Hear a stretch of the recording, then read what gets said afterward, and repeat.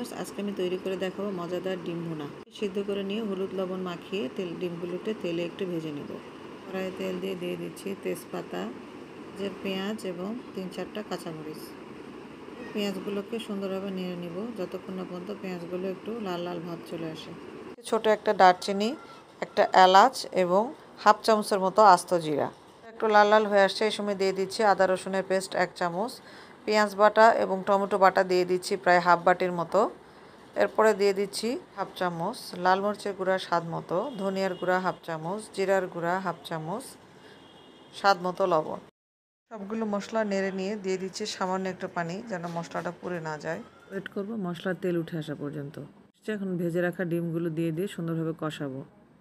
ভালোভাবে কষানো হয়ে গেলে দিয়ে দিচ্ছি একটু পানি, ওয়েট করব পানিটা শুকিয়ে আসা পর্যন্ত। এই সময় দিয়ে দিচ্ছি ধনিয়া পাতা এবং 1/4 চামচ গরম মশলা গুঁড়া দিয়ে ঢেকে দিব। এটা শুকিয়ে এসছে, তৈরি হয়ে গেল মজাদার স্বাদের ডিম ভুনা।